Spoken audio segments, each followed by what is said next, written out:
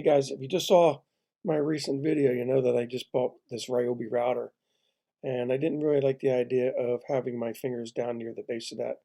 So I spent a little bit of time today making a new router base for it, so stay tuned. I'm going to show you how I did it. Okay, so let's get this thing started.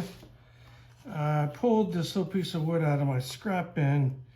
This is 8 7/8. It really doesn't matter how wide this is. I just want to be able to put a couple handles over here.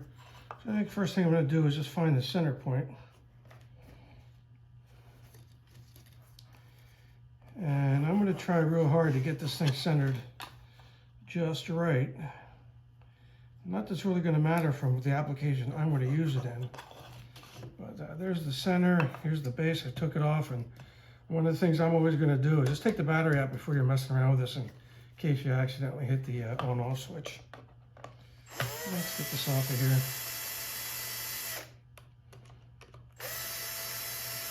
here. Now I've been thinking about this and what might be a good design for the shape of this base. And it could be round, it could be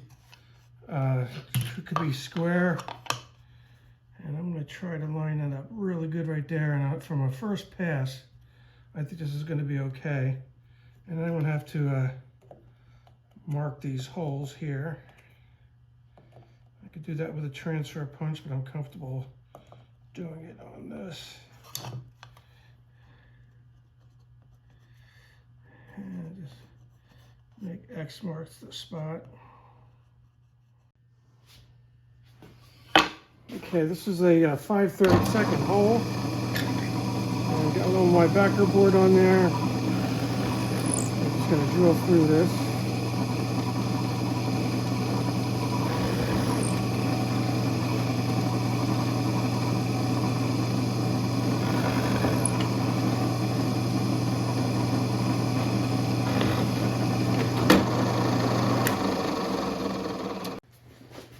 Okay, first hiccup I'm running into is I tried to just test fit these into the base, and they're not quite long enough, and that's because this base is twice as thick as this base. So I had practiced a couple countersinks on here, and what I'm going to have to do instead is just drill them a little bit deeper in order for the screws to be able to go through this and then get into here. I initially tried to get some additional metric threads, and I just don't have any of those. So fix for that is just drill these a little bit deeper. Okay, so I'm just going to drill these holes a little bit wider.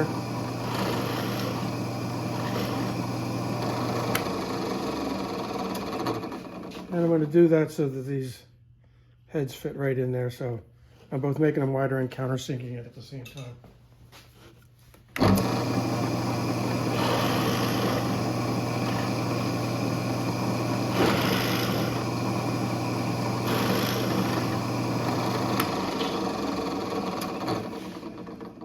So that should work.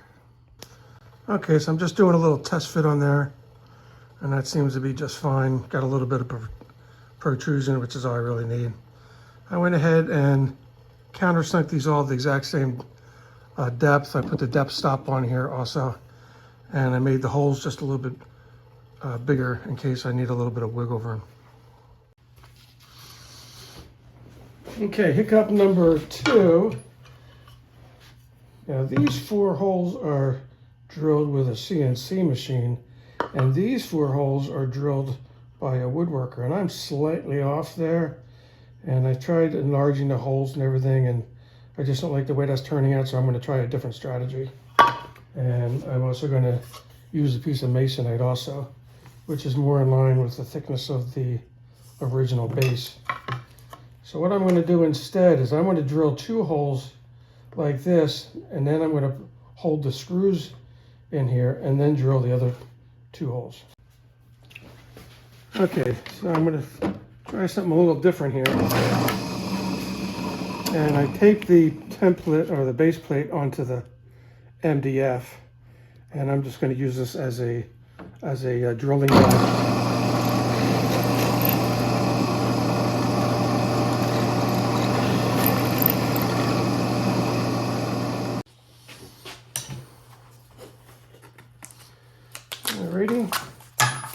So now I'm going to use the countersinking bit.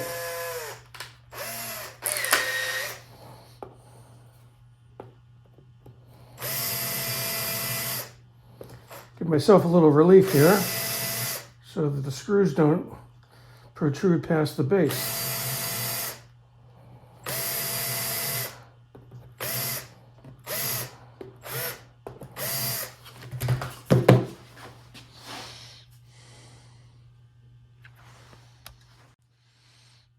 Always cracks me up. The smallest of projects generates an enormous amount of tools.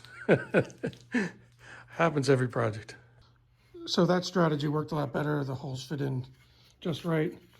And this is actually a little bit thinner. The piece of masonry is actually just a little bit thinner than the piece of plexiglass. So I really had to countersink those pretty deep. But I'm not getting any interference here. So we can move on to the next step. So you can pretty much do all different types of patterns on here. I was experimenting off camera. I was thinking about having a flat here or a flat here and a radius here. And I decided to make this round here and then put a radius over here.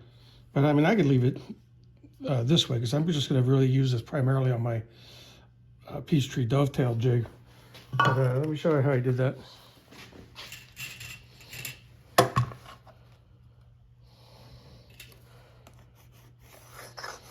A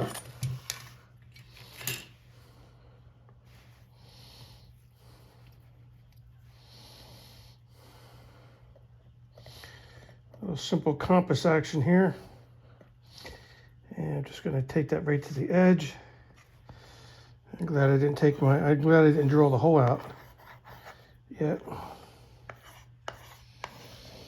So I'll draw a circle like that, and I'm going to use this as a template here. Get that, eyeball that in. Like I said, you can do this any pattern that you want.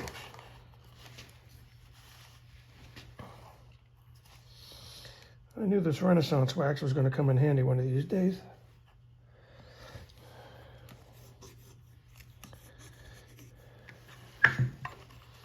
And I'm just going to match these lines. This will give me a nice, attractive oval shape. And from here, I'm just going to cut this out on the bandsaw.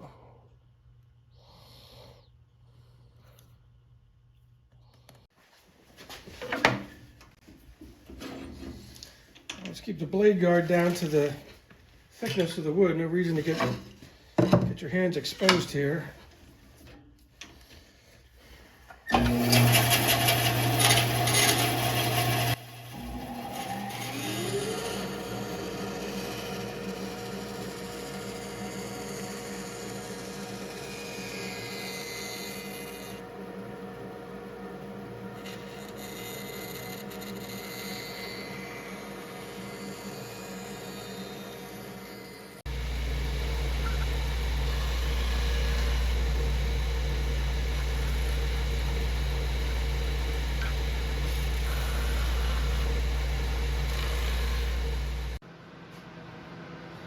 So I got the end holes drilled and countersunk. And let's see. This is a 1 3/8 inch bit. I'll get that as close as I can. Let's see, that looks good right there. Good idea to keep my fingers out of there.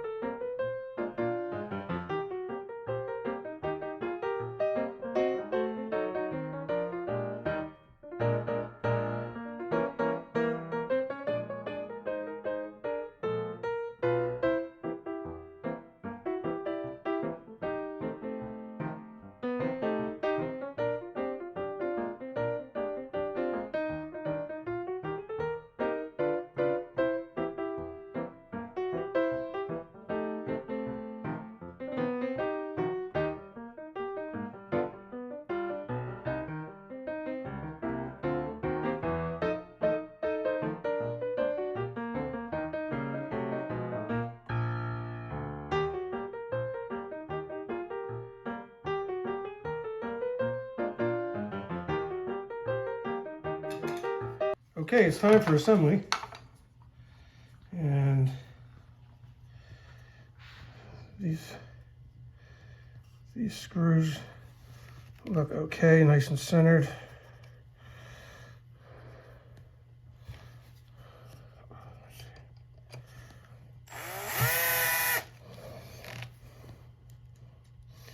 I put these in like a lug nut on a tire.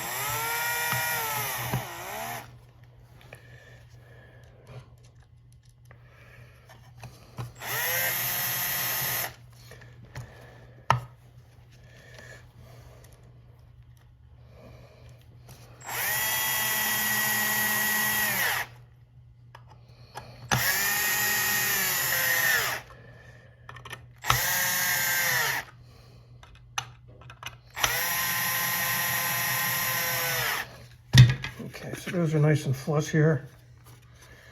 All right, and then we're going to put the handles on.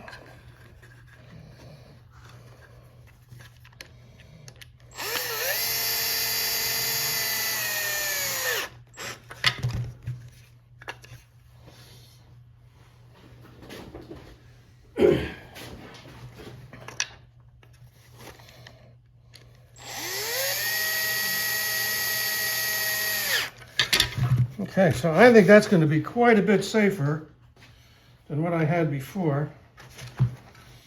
And it's not that pretty, but it's functional. So this is really just a piece of shop furniture at this point.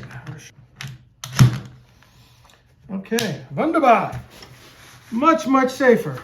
I really didn't like the idea of holding the router down here. Now I can get my fingers way away from this, and I think that's going to work just fine. And yeah, so I actually thought that was going to take about half hour. It ended up taking about an hour and a half. But, you know, that's how projects usually work out. So, okay, that wraps up another episode of Bob's Woodshop. And I hope you like that idea and maybe inspire you to do one on your own. Bye-bye for now.